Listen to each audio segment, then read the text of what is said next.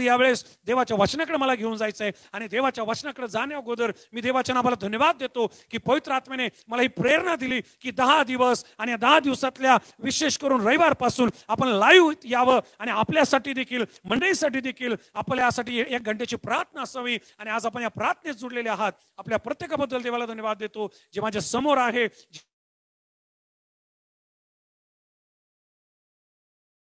आशीर्वाद देऊ.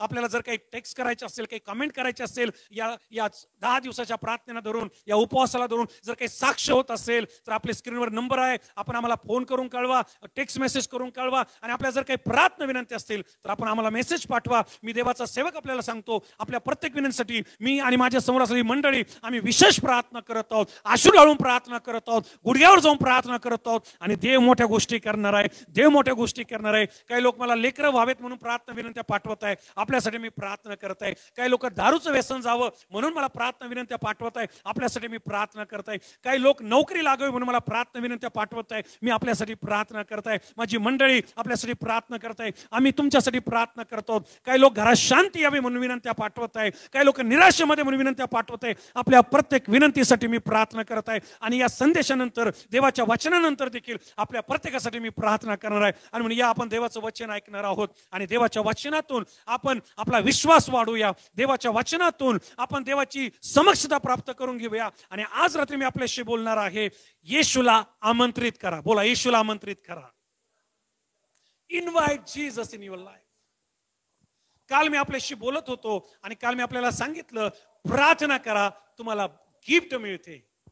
आणि आपण काल पाहिलं की आम्ही प्रार्थना आणि प्रार्थना आणि प्रार्थना याचं सामर्थ्य आणि प्रार्थना करत असलेल्या लोकांच्या जीवनात कशा प्रकारे चिन्ह चमत्कार होतात, अशक्य गोष्टी शक्य होतात. कोणाला आरोग्याचं गिफ्ट मिळतं, कोणाला व्यसनमुक्तीचं गिफ्ट मिळतं, कोणाला ज्ञानाचं गिफ्ट मिळतं, कोणाला वैभव जीवनातले गिफ्ट मिळतात, कोणाला नोकरीचं गिफ्ट मिळतं, कोणाला आशीर्वादाचं गिफ्ट मिळतं. आणि या सगळ्यात मोठं गिफ्ट जे देवाने आपल्याला दिलेलं आहे त्याचं अभिवचन आहे परिच्छेद 1 आणि वचन 8 मध्ये आम्हाला पवित्र आत्म्याचं गिफ्ट मिळतं. आणि हे फक्त प्रार्थना करणाऱ्या लोकांच्या जीवनामध्ये होतं, हे फक्त विश्वासणाऱ्यांच्या जीवनामध्ये होतं. आणि माझी प्रार्थना आहे, आजचा हा जो संदेश आपल्याकडे येत आहे, येशूला आमंत्रित करा, हा संदेश आपल्याकडे येत असताना अतिशय सुंदर टॉपिक आहे. आज मी या ठिकाणी प्रार्थना करत होतो, मी देवाच्या पायाजवळ रडत होतो, देवाच्या वेदीजवळ रडत होतो. मंदिरामध्ये जिकडं मला जाऊन वेळ घालवतील, जिकडे गुडघे टेकवतील मी गुडघे टेकत होतो. आणि जिथं जिथं मी जात होतो प्रभूची फार स्ट्रॉंग उपस्थिती होती. आणि मी अश्रू डाळत होतो, माझे अश्रू पडत होते. आणि म्हटलं, देवा आज संध्याकाळी देखील प्रार्थना आहे आणि चर्चमध्ये लोक येतील, लाईव्ह लोक येतील, मी यांच्याशी काय बोलू. आणि देवापणे हा संदेश मला दिला की तू माझ्या लोकांशी बोल आणि त्यांना सांग की त्यांनी मला त्यांच्या जीवनामध्ये, त्यांच्या कुटुंबामध्ये, त्यांच्या व्यवसायामध्ये, त्यांच्या हर एक गोष्टीमध्ये आमंत्रण द्यावं. आणि जर ते मला आमंत्रण देतील तर पहा मी काय करतो. आणि म्हणून या पुढील काही वेळ मी आपल्याला योहान कृष्णवर्तमान याचा 2रा अध्याय आणि वचन 2 ते 10 या ठिकाणी घेऊन जात आहे. आणि योहान कृष्णवर्तमान याचा 2रा अध्याय आणि वचन 2 मध्ये असं म्हटलं, येशूला व त्याच्या शिष्यांनाही लग्नाचे आमंत्रण होते. या ठिकाणी मी पाहतो की कानागावी एक लग्न आहे आणि हे जे लग्न आहे या लग्नामध्ये येशू ख्रिस्ताला आमंत्रण दिलेलं आहे. आपला जो विषय आहे, येशू ख्रिस्ताला आमंत्रित करा. आम्हाला पाहायला मिळतं की आमंत्रण फार महत्वाचं आहे. बऱ्याच वेळा आजूला बाजूला लग्न होत असतात, आपल्या जवळच्या लोकांचे, मित्रांचे, नातेवाईकांचे, आप्तांचे. आणि या लग्नाचं आपल्याला आमंत्रण येत असतं, आमंत्रण पत्रिका येते, फोन येतो, ग्रीटिंग कार्ड्स येतात आणि आपण प्रत्येक जण आवर्जून त्या लग्नाला जात असतो. कधी जर नजर अंदाजे म्हणा आपल्यापैकी एखाद्याला आपल्या जवळच्या व्यक्तीचं लग्नाचं आमंत्रणच आलं नाही, गंज आपल्याला ती वेळ माहिती असते, आपल्याला तो दिवस माहिती असतो, आपल्याला तो टायमिंग माहिती असतो, पण आपण घरातच असतो, आपण म्हणतो मी जाणार नाही. आणि आपल्याला जायचं असतं, जवळचे संबंध असतात तरी आपण म्हणतो आपण जाणार नाही, कारण आपल्याला आमंत्रण नसतं. कधी कधी तर असं होतं की समोरच्याने आपल्याला येऊन आमंत्रण दिलेलं असतं, हात जोडलेला असते, आग्रह केलेला असतो आणि बाय फॉल्ट म्हणा किंवा बाय डिफॉल्ट म्हणा किंवा काही कामात म्हणा आम्ही आमच्याकडून ते राहून जाणं शक्य होत नाही. आणि ज्याने आम्हाला आमंत्रण दिलं जर का तो भेटला, तो मोठं तोंड फुगवतो आणि आपल्याला बडबड करतो की इतका आग्रह केला, इतकं बोलवलं तरी तुम्ही का आले नाही. हे आमंत्रण एवढं महत्वाचं आहे. मग लग्नाला बोलावणाऱ्याकडून असू द्या किंवा वराड्यांकडून असू द्या, आमंत्रण हा भाग फार महत्वाचा आहे. आणि आम्हाला पाहायला मिळतं अशाच प्रकारचं एक लग्न आहे. आणि या लग्नाला बायबल असं सांगतं, महत्वाची गोष्ट, येशू ख्रिस्ताला या लग्नाचं आमंत्रण आहे. आता हे जे लग्न आहे हे यहुदी लोकांचं लग्न आहे. आणि तुम्ही जर यहुदी लोकांचं लग्न पाहिलं किंवा यहुदी लोकांची लग्नाची रीत पाहिली तर यहुदी लोकांचे मॅक्झिमम लग्न जे आहेत आम्हाला पाहायला मिळते संध्याकाळचे व्हायचे. इतकंच नाही, यांच्या लग्नामध्ये मोठी मेजवानी दिली जायची. या लग्नामध्ये लोकांची खूप आणि खूप त्या ठिकाणी काळजी घेतल्या जायची, आदर तिथे केला जायचा. प्रत्येक पाहुण्यापर्यंत, प्रत्येक वरड्यापर्यंत, लहानातल्या लहानापर्यंत त्याला काय नाहीये, त्याला काय पाहिजे याची सुंदर काळजी घेतली जायची.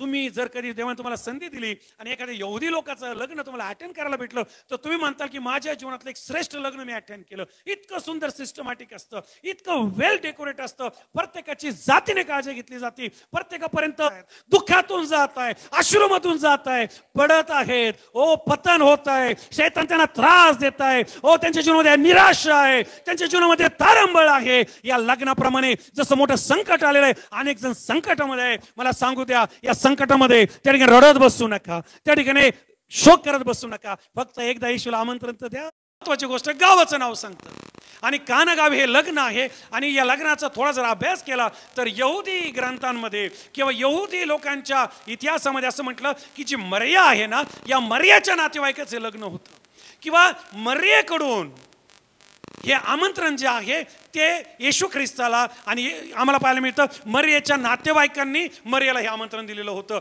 आणि म्हणून आम्ही पाहतो की मरिया, येशू ख्रिस्त आणि त्याचे शिष्य या लग्नाला हजर आहे. सगळं काही व्यवस्थित चाललेलं आहे. लग्नामध्ये जिकडं तिकडं एकदम थाट आहे, सगळं काही व्यवस्थित आहे, सगळीकडं आनंद आहे, गीत आहे, सगळ्या गोष्टी अप टू मार्क आहे. आणि अचानक एक लग्नामध्ये आम्ही पाहतो की एक घटना घडली, एक समस्या उभी राहिली. आणि आम्हाला पाहायला मिळतं या लग्नामधला जेवणातला जो सर्वात महत्वाचा पदार्थ आहे तोच संपलेला आहे.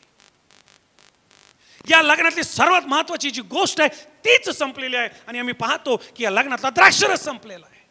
आणि ही समस्या छोटी नव्हती. कधी कधी आम्हाला सोडतं की द्राक्षरस संपला होता. आता हा जो द्राक्षरस आम्ही जर पाहिला तर द्राक्षरस एका दिवसात तयार होत नाही. आणि चांगला द्राक्षरस जो आहे त्याला मुरवावं लागतं. सध्या उन्हाळ्याचं सीझन आहे, तुम्ही कुरडया बनवत असताल आणि कुरड्या काय एका दिवसात होत नाही, तुम्हाला माहिती आहे. त्याच्यासाठी किती काळजी घ्यावी लागते. गहू भिजवावं लागतात, मग त्याला आंबू देऊ लागतात, मग तुम्हाला त्याचा वास सुटू देऊ लागतो. आणि जेव्हा तुम्हाला लक्षात येतं की आता हा वेल तयार आहे, मग त्याचा चीक तयार होतो. चीक झाल्यावर कुरडई तयार होत नाही, त्याच्या झाल्यावर तुम्हाला त्या कुरड्या तयार करावं लागतात, मग त्याला ऊन द्यावं लागतं आणि मग कुठे ह्या कुरड्या तयार होतात. मी आपल्याला कुरड्याचं उदाहरण अशासाठी देतो की हा द्राक्षरस या कुरडईपेक्षा कितीतरी क्रिटिकल होतं याचं प्रोसिजर. कितीतरी दिवस हे द्राक्षाचा जो रस आहे तो मुरत ठेवावा लागायचा, तो जपून ठेवा लागायचा. आणि जेवढ्या दिवस हा द्राक्षरस राहील, जेवढ्या दिवस हा रस जो आहे मुरल, तेवढा जास्त चव किंवा तेवढी जास्त टेस्ट या द्राक्षरसाला असायची. आणि आता या लग्नातला नेमकं द्राक्षरस संपलेला आहे. इतर पदार्थ जर संपले असते तर ते त्यांनी पटापटा तयार केले असते. जर पुऱ्या संपल्या तर आजच्या लग्नात टपकन तयार होतात, भात संपला तर टपकन तयार होतो. परंतु जर बुंदी संपली तर, जर जिलेबी संपली तर, जर बर्फी संपली तर काही पर्याय नाही राहत, कारण हे पदार्थ लगेच होत नाही. तसाच द्राक्षरस या लग्नात होता. आणि ज्या लग्नातला द्राक्षरस संपायचा त्या लग्नाची छितू व्हायची. ज्या लग्नामध्ये द्राक्षरस संपायचा त्या लग्नाला नाव ठेवलं जायचं. मुलीकडच्यानं नाव ठेवायला जायचं, मुलाकडच्यानं नाव ठेवलं जायचं. आणि अशा परिस्थितीमध्ये हे लग्न आहे. आणि आम्ही पाहतो की या लग्नामध्ये फार मोठी समस्या आलेली आहे. परंतु गुड न्यूज ही आहे, जरी या लग्नामध्ये फार मोठी समस्या आहे, जरी या लग्नामध्ये फार मोठी तारंबळ उडालेली आहे, जरी या लग्नामध्ये फार मोठा द्राक्षरस संपलेला प्रश्न आहे, परंतु या लग्नामध्ये येशू ख्रिस्त पाहुणा म्हणून, या लग्नामध्ये येशू ख्रिस्त आमंत्रित म्हणून, या लग्नामध्ये येशू ख्रिस्त त्या ठिकाणी गेस्ट म्हणून आहे. म्हणा येशू माझा गेस्ट आहे. स्पेशल गेस्ट असला पाहिजे, VIP असला पाहिजे. माझ्या जीवनात, माझ्या संसारात, माझ्या कुटुंबात, माझ्या कामधंद्यात, माझ्या बिझनेसमध्ये, माझ्या प्रवासामध्ये, माझ्या आत्मिक जीवनामध्ये, माझ्या उठण्यात, माझ्या बोलण्यात, माझ्या झोपण्यात, माझ्या करत कोण असला पाहिजे? येशू असला पाहिजे. कितीही मोठी समस्या असू द्या, कितीही मोठा प्रश्न असू द्या, कितीही मोठी अडचण असू द्या, कितीही मोठी तारंबळ असू द्या, ही तारंबळ पैशाची असेल, ही तारंबळ कामधंद्याची असेल, ही तारंबळ नोकरीची असेल, ही तारंबळ आरोग्याची असेल, ही तारंबळ जी आहे विचारांची किंवा टेन्शनची असेल, काळजी नसावी. जर यीशुला आमंत्रण देत आहात आणि जर यीशु इन्वाइटेड है, आपने अगर यीशु मसीह को बुलाया है और अगर आपने उसे इन्विटेशन दिया है, तो मुझे आपको बताने में बहुत खुशी होगी, आपकी जो समस्या है वो कुछ देर के लिए है. ही समस्या थोड्या वेळासाठी आहे, परंतु साक्ष कायमचे असणारे. आमेन. साक्ष कायमचे असणारे. शास्त्रामध्ये लिहिलं येशूने ती समस्या घालवली आणि समस्या साक्षमध्ये बदलली आहे. साक्ष जे आहे त्या कुटुंबात आलेले आहे, त्या लग्नात आलेले आहे, त्यांच्या जीवनात आलेले, त्या गावात आलेले आणि आज तुमच्या पर्यंत आलेले आहे. जिथं समस्या आहे, जर तिथं माझा येशू आहे, समस्या साक्षमध्ये बदलल्या जातील. जर तिथं विश्वास आहे, जर तिथं प्रार्थना आहे, जर तिथं समर्पण आहे, जर तिथं येशूसाठी जीवन आहे, समस्याला येऊ द्या. समस्याला येऊ द्या. किती मोठी समस्या असू द्या, किती अवघड समस्या असू द्या, जर येशू आहे ना आणि येशूला जागा आहे ना आणि येशूला आमंत्रण आहे ना आणि येशूला स्थान आहे ना, ती समस्या निघून जाणार. ती समस्या निघून जाणार. आज या उपवासाच्या 7व्या दिवशी जे जे प्रियजन समस्येतून जात आहे, जे जे प्रियजन त्रासातून जात आहेत, दुःखातून जात आहे, अश्रूमधून जात आहे, पडत आहेत, ओ पतन होत आहे, शैतान त्यांना त्रास देत आहे, ओ त्यांच्या जीवनामध्ये निराशा आहे, त्यांच्या जीवनामध्ये तारंबळ आहे. या लग्नाप्रमाणे जसं मोठं संकट आलेलं आहे, अनेक जण संकटामध्ये आहे. मला सांगू द्या, या संकटामध्ये त्या ठिकाणी रडत बसू नका, त्या ठिकाणी शोक करत बसू नका. फक्त एकदा येशूला आमंत्रण तर द्या. फक्त येशूचं नाव तर घ्या. फक्त येशूला हाक तर मारा, तो धावून येईल, तो तुमच्या जवळ येईल आणि अशक्य गोष्ट शक्य होईल. म्हणा येशू. बोला येशू अशक्य गोष्ट शक्य करतो. बोला येशू अशक्य गोष्ट शक्य करतो. पवित्र आत्म्याने मला प्रेरणा दिली 10 दिवस उपवासात जाण्याची. आणि हे खरंच कठीण होतं. उन्हाळा चालू आहे. उन्हाळ्यामध्ये मोस्ट ऑफ आमंत्रण असतात, बऱ्याच ठिकाणी जायचं असतं. आजही अतिशय महत्त्वाच्या ठिकाणी जायचं होतं आणि सगळीकडे जाणं आहे. सुट्ट्याचे दिवस असतात, लेकरांना सुट्ट्या लागलेल्या असतात आणि त्या गोष्टी करून घ्यायच्या असतात. आणि नेमकं पवित्र आत्म्याने प्रेरणा दिली की 10 दिवस उपवासामध्ये जा.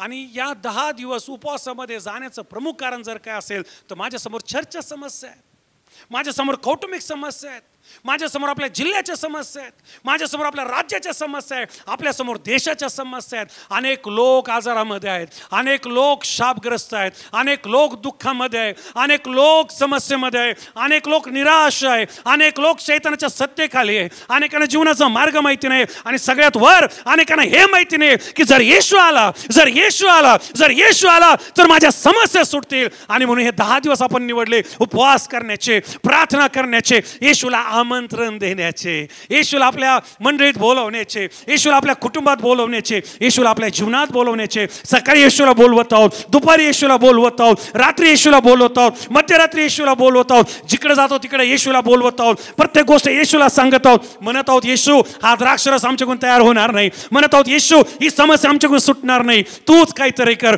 तूच काहीतरी कर, तूच काहीतरी. हे चर्च तुझं आहे, तू काहीतरी कर. तरुण लेकरं तुझे, तू काहीतरी कर. ही कोठी तुझे, तू काहीतरी कर. हा जिल्हा तुझा आहे, तू काहीतरी कर. हा देश तुझा आहे, तू काहीतरी कर. आणि जेव्हा आम्ही येशूकडे जातो, येशूकडे पाहतो, येशूला आमंत्रण देतो, येशूचा धावा करतो, ओ तो जवळ आहे. यशाचं पुस्तक 53 अध्याय आणि वचन 6 मध्ये म्हटलं परमेश्वर प्राप्तीचा काळ आहे तोपर्यंत त्याला शोधा आणि तो जवळ आहे तोपर्यंत त्याचा धावा करा. आज मी आपल्याला आव्हान करतो, ज्या कोणापर्यंत माझा आवाज जात आहे, जो कोणी हा संदेश ऐकत आहे मोबाईलच्या माध्यमातून, यूट्यूबच्या माध्यमातून, समोर बसून, आणि जेव्हा कधी हा आपण व्हिडिओ ऐकाल, कधीही ऐका, आपण येशूला बोलवायला विसरू नका, येशूचा धावा करायला विसरू नका, येशूचं नाव घ्यायला विसरू नका. तो तुमच्या खूप जवळ आहे. फक्त एकदा येशू तर म्हण, फक्त येशूचा धावा तर कर. या लग्नामध्ये येशू पाहुणा म्हणून होता, पण त्या लग्नात कोणीच समस्या सोडवणारा नव्हता. पाहुणे खूप होते, मोठे मोठे लोक होते. या लग्नामध्ये यहुदी लोक होते, या लग्नामध्ये शास्त्री पुरुष असतील, याजक असतील, रबी असतील, विद्वान असतील, सदुकी असतील, शास्त्री होते. कोणाकोणाच ही समस्या सुटू शकत नव्हती. एकच त्या लग्नात होता समस्या सोडवणारा, आणि तो होता येशू. तो होता येशू. फक्त येशू आहे जो माझ्या समस्यांना साक्षमध्ये बदलतो. आज मी आपल्यासाठी जाहीर करतो, जेवढे प्रियजन कौटुंबिक समस्या, आत्मिक समस्या, शैक्षणिक समस्या, शारीरिक समस्या, वैवाहिक समस्या, आजाराची समस्या, पैशाची समस्या, ज्याही समस्यांना आपण जात आहात, जर तुम्ही येशूला बोलवणार आहात तर येशू तुमच्याकडे येणार आहे. आणि ज्या प्रकारे प्रकारे काना गावात त्याने दुःख आनंदात बदललं, त्याने समस्या साक्षात बदलल्या, त्याने अश्रू आशीर्वादामध्ये बदलले. तुमचं दुःख आनंदात बदलल्या जाणार, तुमच्या समस्या साक्षीमध्ये बदलल्या जाणार, तुमचे अश्रू आशीर्वादामध्ये बदलणार. एक जोरदार टाळ्याचं अर्पण. हे ऐकून जर तुम्हाला टाळ्या दिवशी वाटत नसेल तर टाळ्या द्यायला सुरुवात करा. शांत राहू नका, कारण येशू इथं आहे. येशू तुमच्या घरात येत आहे, येशू तुमच्या जीवनात आहे, तो जवळ आहे. त्याचा धावा करा आणि पहा, तो जीवन बदलून टाकेल. मला आपल्याला सांगू द्या प्रियजन हो, आजूबाजूला फार प्रॉब्लेम आहेत. हे जग फुल ऑफ समस्याच आहे, full of problem. Wherever you go, whatever you do, whatever you try to attempt, you will find the problems. Where is the solution? जगाकडे नाहीये सोल्युशन, आहे माझ्या येशूकडे. उत्तर आहे आपल्या येशूकडे. अद्भुत चिन्ह आणि चमत्कार आहेत माझ्या येशूकडे. आमेन. तो सगळं काय करण्यास सर्वशक्तिमान आहे. आणि आम्हाला पाहायला मिळतं त्याने पाणी द्राक्षरसमध्ये बदललेलं आहे. आज मी आपल्याला आव्हान करतो, या प्रभूच्या पायाजवळ या आणि त्याला आमंत्रण द्यायला सुरू करा. काही दिवसापूर्वी एका लग्नाला मला बोलवलं, खूप आग्रह केला, तुम्हाला यावंच लागेल, पत्रिका टाकताय, फोन करताय. आणि गेलो मी त्या लग्नाला, आपलं असंच तयार होऊन छान. आणि तिथे गेल्यावर छान लग्न आहे, मोठे मोठे राजकीय लोक आहेत, सरकारी लोक आहेत, बिग शॉट्स आहेत, एकदम रिच परिवार आहे, सगळं काही छान आहे. आणि त्या लग्नामध्ये नेमकं जो लग्न लावायला येणार आहे तोच नाही. आणि सगळं गोंधळलं. परंतु ज्यावेळेस त्यांनी मला पाहिलं ते म्हटलं, देवाला धन्यवाद, तुम्ही आहात. आता मला लग्न लावायचं आमंत्रण नव्हतं, मला लग्नाचं अगोदर सांगितलं नव्हतं. ज्याला सांगितलं तो गायब होता. मला म्हणे, तुम्ही काहीतरी करा, तुम्हाला काहीतरी करावं लागेल. आणि मी प्रभू म्हटलं, आता काय करू. तर आमचा देव जो आहे ना, जरी तो मेन त्या लग्नात गेस्ट नव्हता किंवा मेन त्याला आमंत्रण नव्हतं, पण त्या लग्नाचं सगळं मेन तो घेऊन गेला. सगळं लग्न त्याच्या नावावर झालं. आणि म्हणून म्हटलं, अरे माझा येशू जर हे करतो तर मी त्या ठिकाणी चार्ज घेतला. लग्न जे गडबडलेलं लग्न होतं तिथं आधार दिला आणि ते सुंदर लग्न पार पडलं. आणि संध्याकाळी त्या कुटुंबाचा मला फोन आला, पासं कधी पोहोचले, खूप आभार मानतो. हे आहेत लग्न आणि हे आहेत प्रॉब्लेम, आणि हे आहेत जीवन आणि हे आहेत प्रॉब्लेम. आणि या प्रॉब्लेममधून, या समस्येमधून जर बाहेर यायचं आहे, पेंटेकॉस्टचं season is the best season, आणि प्रार्थनेचं season is the best season, येशूकडे जाण्याचं season is the best season. येशूकडे जायचंय, त्याला आमंत्रण द्यायचंय, त्याला आमंत्रित करायचंय. पहा, तुमच्या जीवनात आणि तुमच्या कुटुंबात मोठ्या गोष्टी झाल्याशिवाय राहणार नाही. शास्त्रामध्ये लिहिलं, शुनेम नावाचं एक गाव आहे आणि या गावामध्ये एक स्त्री आहे आणि ही फार थोर स्त्री हो. थोर स्त्री म्हणजे हिच्याकडे सगळं असलं पाहिजे. ही पैशावाली आहे, बिग शॉट आहे, रेप्युटेड आहे. दुसरं राजाचं पुस्तक 4 अध्याय आणि 8 वचन जर तुम्ही वाचलं तर त्या ठिकाणी तुम्हाला तिथून पुढे पाहायला मिळेल की ही फार मोठी बाई आहे. आणि हिच्या दारावरून काढा, हिच्या दारावरून शास्त्र आम्हाला सांगतं संदेष्टा आलिशा नेहमी जायचा. वाच. एके दिवशी असे झाले की आलिशा शुनेम येथे गेला. तेथे एक थोर स्त्री होती, तिचं नाव प्रचलित आहे. पुढे तिने त्यास आग्रह करून, आणि तिने त्याला आग्रह करून जेवावयास लावले. जेवायला बोलवले. आपल्या आजच्या संदेशाला धरून काय विषय आपला, येशूला आमंत्रित करा. आलिशाला ती काय करत आहे, आमंत्रित करत आहे. आलिशा काय साधारण माणूस नाही, आलिशा फार मोठा संदेश आहे. कदाचित पहिले आमंत्रणात तो तयार नाहीये आणि म्हणून शास्त्र सांगतं ती आग्रह करत आहे, प्लीज संदेश, प्लीज साहेब, प्रॉफेट, प्लीज एकदा माझ्या घरी या, माझ्या घरी तुम्हाला यावाच लागेल. मला दुसरा, ते आलिशा म्हणत असेल, नाही बाई मला दुसरीकडे जायचंय, मला राजाकडे जायचंय, मला त्या ठिकाणी सेनापतीकडे जायचंय. नाही, मला काही माहिती नाही, एकदा फक्त माझी आजची भाजीलाही छान बनते. कसं आग्रह करत असेल माहिती नाही. तुम्ही एकदा खाऊन तर पहा, आपण कसा आग्रह करतो, माझी आजची भाजी अशी बनवते ना, एकदा माझी आजची बिर्याणी, काय काय आपण आमंत्रण देणारा कसं खुश करतो. मग तो बरं एकदा येतो. आलिशाला इतका आग्रह केला तिने, इतकं आमंत्रण दिलं. वाचा पुढे तो त्या वाटेने जाई तेव्हा तेथे तिच्या घरी जेवायला उतरायचा. कल्पना करा, या बाईने आलिशाला आमंत्रण दिलं, आलिशा तिच्या घरी गेला आणि त्या आमंत्रण एवढं स्ट्रॉंग होतं, त्या आमंत्रणात एवढ्या फिलिंग्स होत्या, त्या आमंत्रणामध्ये एवढा भरोसा होता आणि एवढा आग्रह होता की आलिशा जेव्हा शुनेमला जायचा तो तिथं उतरायचा. आणि बायबल आम्हाला सांगतं, हिने म्हटलं की हा माणूस नेहमी आपल्याकडे येतो, फक्त जेवतो ना असाच जातो. तर एक काम करू, याला वर एक खोली बांधू आणि हा जेव्हा येईल हा इथं फक्त जेवणार नाही, हा राहू सुद्धा शकतो. ती तिथे खोली बांधली आणि आलिशा जेव्हा यायचा तिथं राहायचा आणि आम्हाला पाहिलं तिथं जेवायचा आणि त्या घराला आशीर्वाद देऊन जायचा. बरेच दिवस असं चाललं. एकदा आलिशा तिथं आलेला असताना, जेवण झालेलं असताना त्याला ते सगळं आठवलं की बाई थोर आहे, ही बाई प्रार्थनाशील आहे, ही देवाचं भय धरणारी आहे, ही देवाला मानणारी आहे, ही जी आहे ही सेवकाचा आदर करणारी आहे आणि ही आग्रह करणारी आहे. आणि कसा आग्रह केला, कसं मला इथं बोलवलं, कशी माझी काळजी घेते, कसं माझ्यासाठी घर बांधलं. आणि तो त्याच्या सेवक गेहजीला म्हटला की तिला बोलव.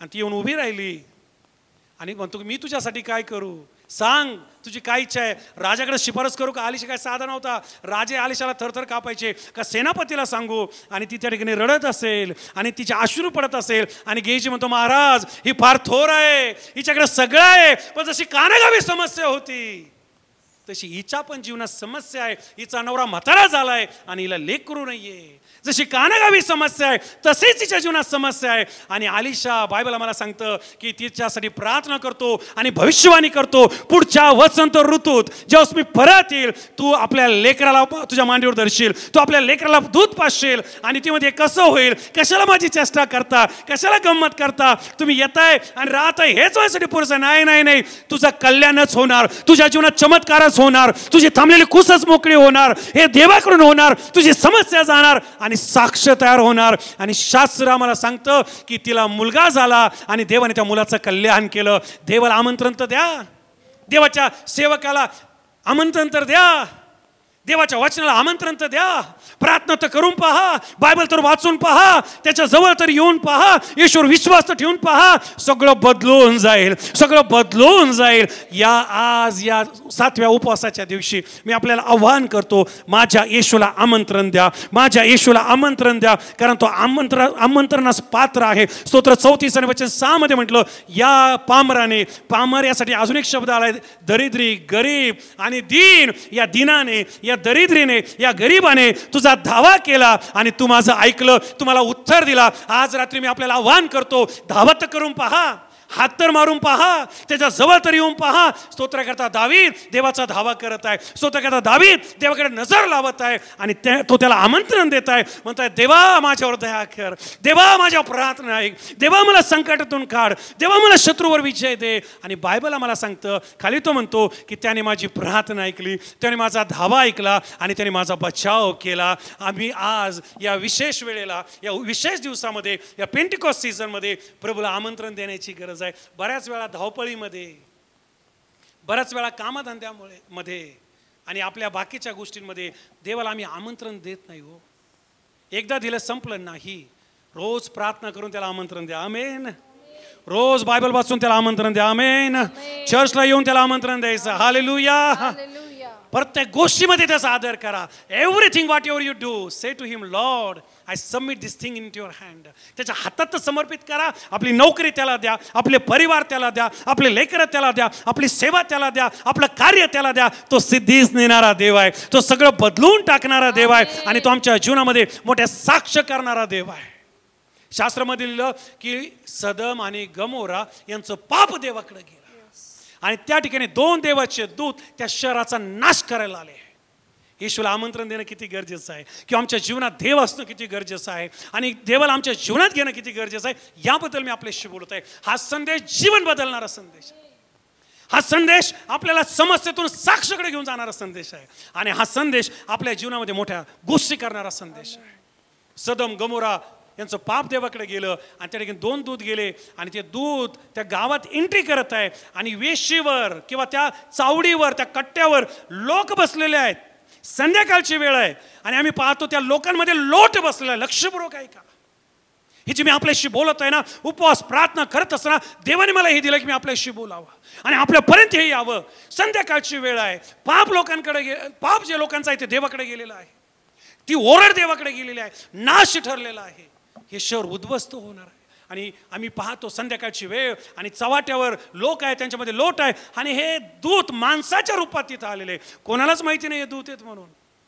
अनेक लोक तिथं आहेत. हो, अनेक मोठे मोठे लोक तिथं आहे.